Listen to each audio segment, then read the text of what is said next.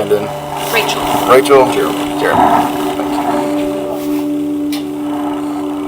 This is 21-year-old Brandon Reisner, standing alongside his two parents. For the last 6 hours, Brandon has been on the run from police after brutally killing his best friend. Keep going! You jumped the fence. Head back towards Collingwood. And as Brandon's parents learn their son is an alleged killer, all they can do is pray as they patiently wait for their son's fate. Rachel, Jeremy, if y'all can have a seat out here. Would you like to talk in private?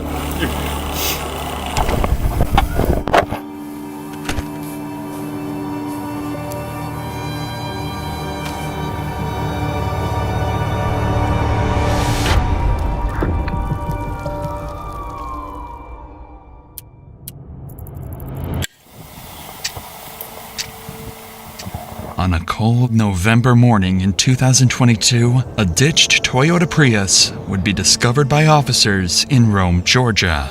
There's nothing. That's what I was looking for. There's nothing. Why this car was ditched in the middle of a creek is something police were yet to figure out. Y'all don't think he's in there? No, I didn't down there. Okay. Son's name's Aaron Davis. Supposed to be coming to Rome to see some friends and going to Alabama to see his girlfriend. I don't think he made it there. Nah. I wonder where he's at. Why his car's down there. Crazy thing is, there's nothing. I mean, there was no acceleration. It's almost like it just Rode off in there or something. yeah. Didn't go all the way up in park or something. Yeah, I mean, there's lights on like it's, but it ain't running. I rode over here to see what was going on. He was down there changing out the trash. A tow truck would eventually come and lift the vehicle out from the creek, and upon searching the license plate number, they would discover it belonged to 21-year-old Aaron Davis. Luckily, the town of Rome, Georgia is relatively small, and officers were already familiar with the name, so Lieutenant Sailors would give Aaron's father a call a few minutes later. Then he's got to go up to visit his girlfriend in Alabama after that. Okay. Yeah, can you see if you maybe can get a hold of him and check in with him, see where his car's supposed to be? So you just found the car abandoned there? Yeah, it's actually off in a little ditch. We're in the process of getting it out. I don't think there's anybody in it right now. Aaron's car being ditched is just as much of a mystery to his father as it is for the police. However, he did have some useful details he was able to give the lieutenant following this call. The night prior to this footage, Aaron went to visit his longtime friend, Brandon Reisner. The two had been friends since middle school, and their friendship continued all the way through college. Aaron had just recently graduated from Brigham Young University, so his over 60-mile travel to visit Brandon was meant to celebrate the new start to adulthood.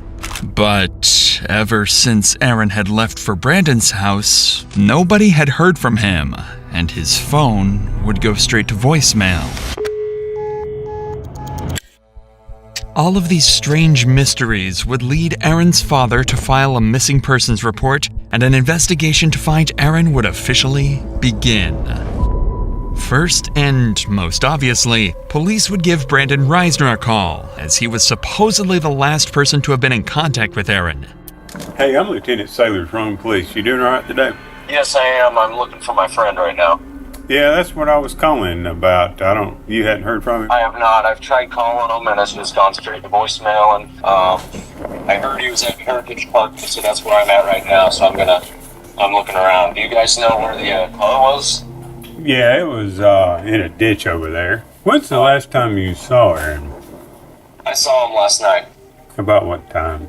Well, we started drinking around like 12, noon. He started throwing up pretty bad. He told me to leave him alone. I guess I woke up around like 1 or 2 a.m. And that's when I saw that his car was gone. All right. Well, if y'all hear from him, let us know, okay? Yeah, thank you for the help, sir. All right. Bye-bye. Brandon's story made complete sense, and he even claimed to be actively looking for Aaron at the time of the phone call, as any good friend would do.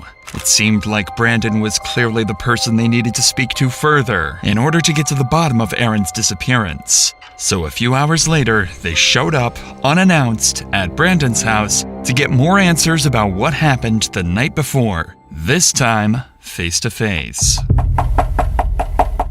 Hey, what's going on? I'm Officer Gar with the Rome Police Department. We're following up on all this. Can you walk me through what's going on? Just make sure we're all on the same page. We started drinking around 12 yesterday. Yeah, it's you and Aaron, right? Yeah, me and Aaron. Okay. Anyone else with you guys?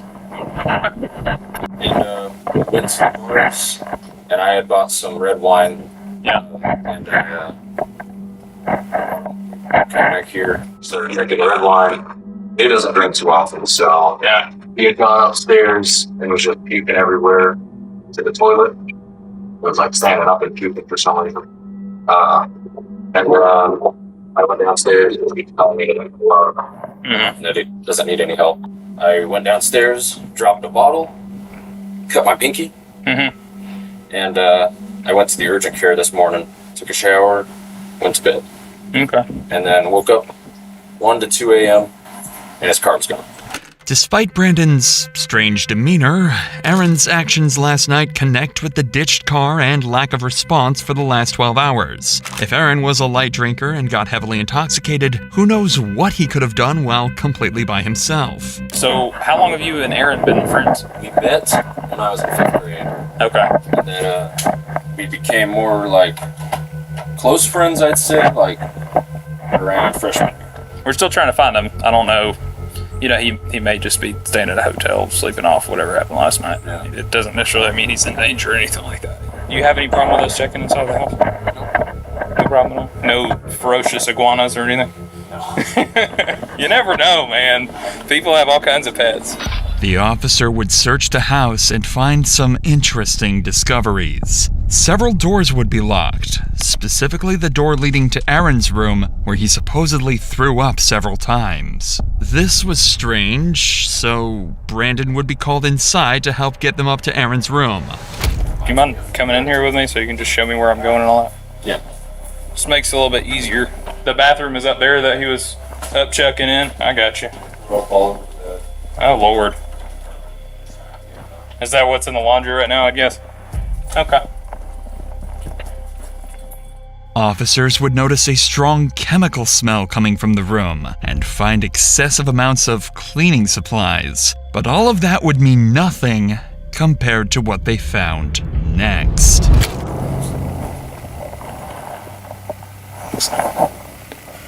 There's a significant amount of blood next to the bed, too. Decent. More than just vomit all the way over here. Looks like it's been there a while, but he could have been throwing up blood, I guess. See all that? It's weird to be throwing up blood like that. Not to mention, if he had alcohol poisoning, he wouldn't have been able to get up and move around this morning. Especially at 2 or 3 in the morning. Just poured powder right there, too. That's it right now. The cops are starting to find the whole scenario awfully suspicious. The odd story from Brandon, the puddles of blood in Aaron's room, the hundreds of dollars worth of cleaning supplies. It seems as though Brandon sensed the officer's suspicion arising as well, as when Aaron's room was being searched, he decided to do this.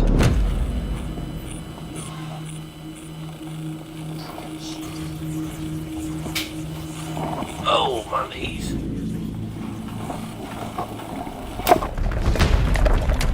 Keep going. Hey, no, quick.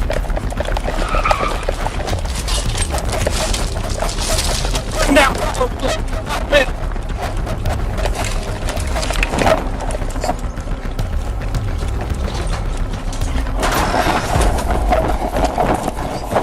He jumped the fence, headed back towards Collinwood.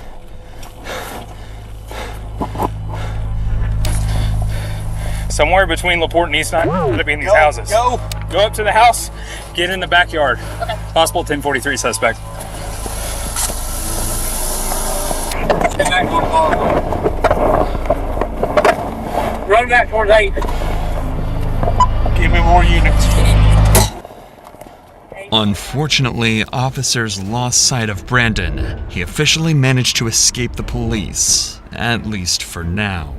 Desperate for any leads that might aid in finding Brandon, police began going door to door around the neighborhood, questioning witnesses who might have caught a glimpse of where he had fled. During this effort, one officer encountered a neighbor who happened to be on a call with Brandon's father, Jeremy. Quickly, the officer took the phone to speak with him directly. Hey, sir, I'm Lieutenant Sailor from police. Hi, I'm Jeremy Reisner, the homeowner, yes, and my Brandon's father. Yeah, we're probably going to need to talk to Brandon. Do you know where he is? No, I thought he was still at home. Now, earlier we had told him maybe drive around the areas where they normally hang out and try to look for him, for Aaron. Okay, we'll keep trying to get hold of him. We're still about an hour away, working our way there. Even Jeremy was clueless regarding Brandon's whereabouts, and seemingly so was everyone else, as an entire hour would go by with Brandon nowhere to be found.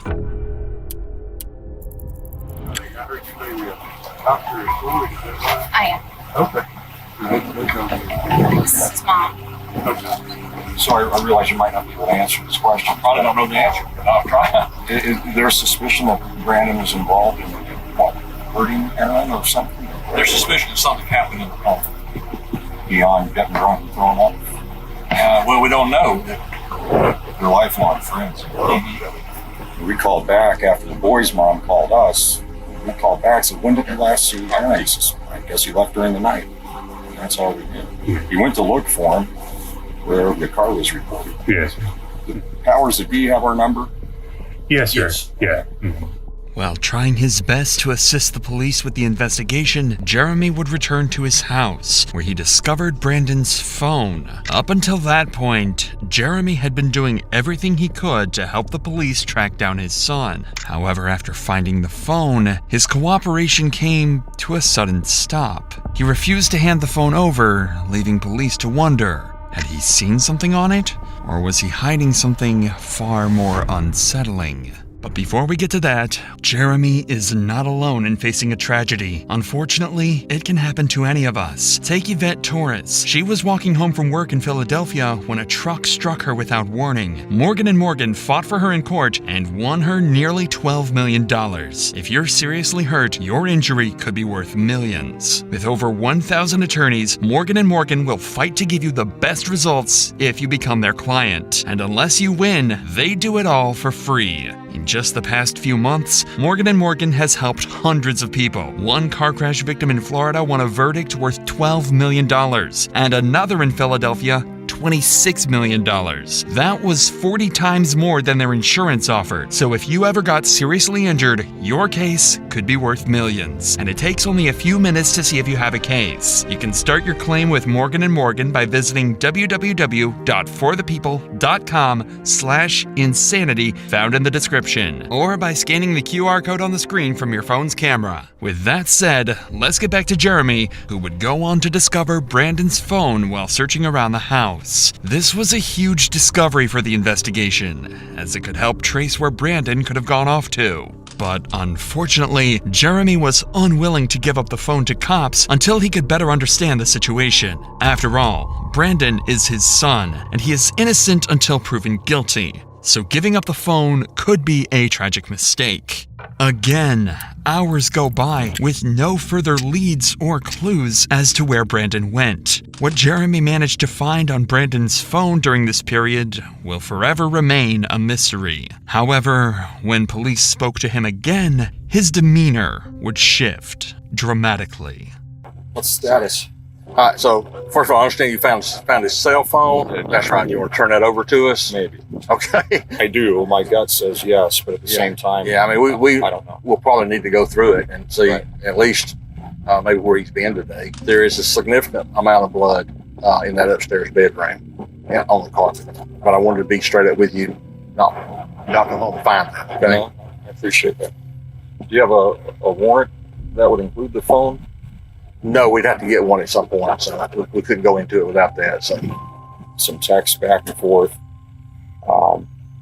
Maybe something helps, and I know. Helps him, But I can't promise you that because I don't. No, I know. Yeah, I don't know what all's in there, so.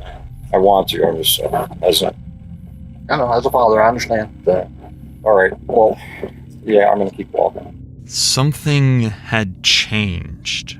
Whatever was on that phone had to be disturbing. and the officer seemed to have caught on to this as well. Because he doesn't know what's going on. But he seemed a little shocked that we're at his house. You know, he seemed respectful in the sense that he was okay with us being at his house and doing what we needed to do. I couldn't really get a feel for him. He may just be covering for his kid. He's gotta be. Him having the phone and not being shattered tells me that his son handed it to him. So he found the phone, tells us that he found the phone, but doesn't want to give it to us without searching it. Text messages not there. Probably. He was telling Randy that there were texts in there about him asking for if anyone had seen Aaron. I wonder if those texts were sent since we've been here, though.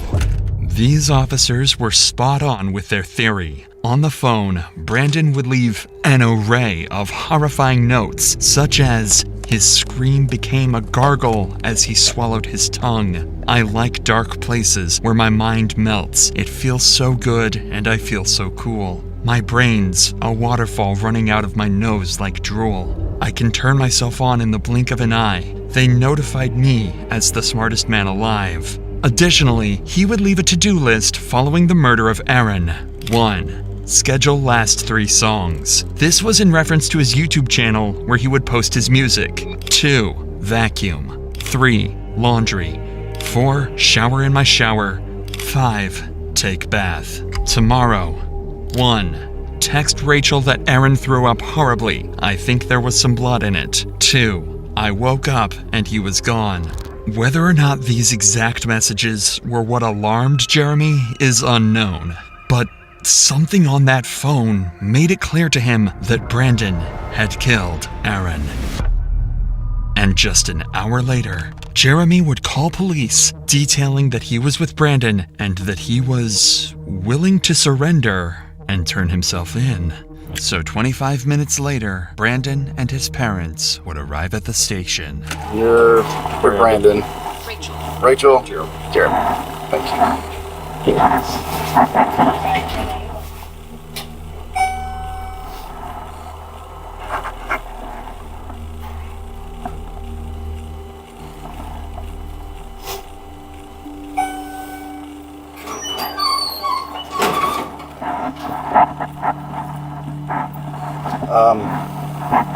Rachel, Jeremy, if y'all can have a seat out here, I'm gonna take him back there and we'll talk, man. Would you like to talk in private? You need to send somebody out to find the body. Okay. I'll be right back out with you, okay?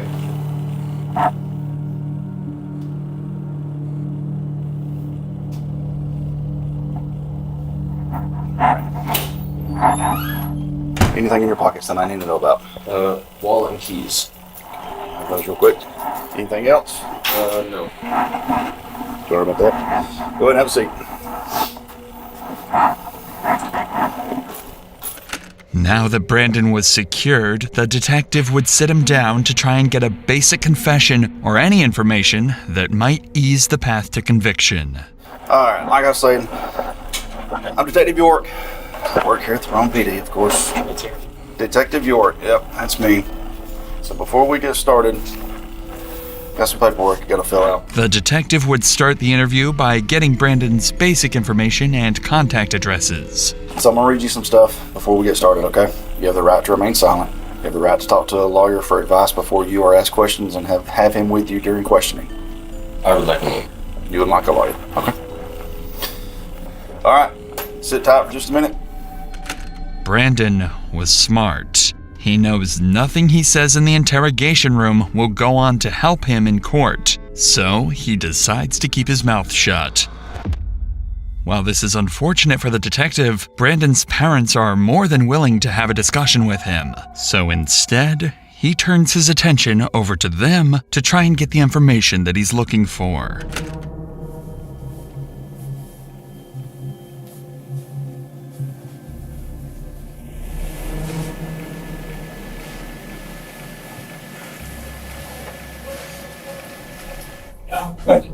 Thank you.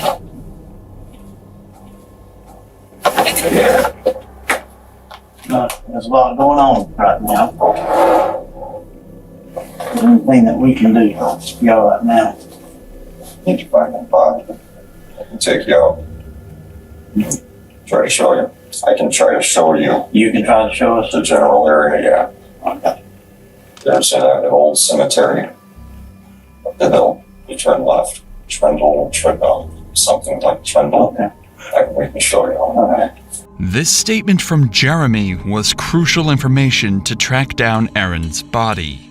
But as valuable as this information is, the detective recognized the importance of capitalizing on the opportunity to gather as much from Jeremy as possible while he remained cooperative. With this in mind, he shifted his focus to delving deeper into Brandon's personal life before turning to search for the body. Brandon had brought him home from college because he was having anxiety attacks, he was having suicidal thoughts, he was having visions. Brought him home to make him safe. I get his medications right. Got a call from Brandon this morning at 9 or 10. He was asking about one thing out, vomit. So they had a drink. He didn't want Dad finding out that there was vomit upstairs in the carpet. That's all we heard. Then an hour or two goes by, and boy's mom calls us. Or I called Brandon back like immediately after getting murder. So, do you know where Aaron is? He says, no. Got there around 5. And we were told that Aaron had run away. Ran from the house, ran from the police. Aaron's body is likely there. He's mentally unstable. He has Tourette's. Had it since he was a kid, diagnosed as a kid. And with that comes OCD, and people say they have OCD all the time. They don't understand. And until they live with that. This raises the possibility that his actions may have been influenced by mental instability. However, it's important to consider the context. Jeremy's statements could be an attempt to have Brandon plead insanity in court. Therefore, it's essential to approach these claims with a grain of salt, as they may not fully reflect the reality of the situation. Regardless, police now had an approximate location of where Aaron's body should be, so all hands went on deck to search the cemetery Jeremy had described. Aaron was found buried in the cemetery, behind a secluded area in the back of the property. Even worse was that his body was wrapped inside the very sheets he slept on in Brandon's house. The speculation had come to an end. Brandon Reisner was a cold-blooded murderer. Right after this discovery, Brandon was placed under arrest for the murder of Aaron Davis and transported to the local prison. But the cops found his behavior very unconventional.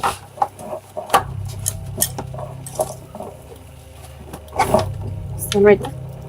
Come on. Go up to the counter, right? Let them follow their instructions. This is his property. You got ID in here if you want to. For me? No, we're talking to him. Oh. You got your ID in there. Oh, yeah. Officers stated that Brandon remained eerily calm while being transported and seemed completely unfazed by the entire situation. And while Brandon had been successfully captured and the case had seemingly came to a successful conclusion, officers had one tragic duty to complete before the end of the day. Break the news to Aaron's parents that their son had been murdered. I'll answer any questions here. I don't know a whole lot because I'm not. I've been here doing a lot of research. Be specifics.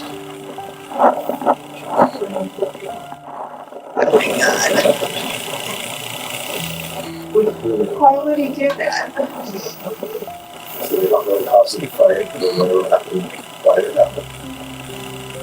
Why you do that?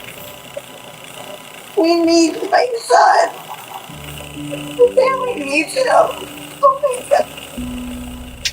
Aaron was a recent college graduate and a good kid with a bright future ahead of him. His sudden death is nothing short of an evil, horrifying act on Brandon's behalf, and justice had to be served for Aaron's and his family's sake.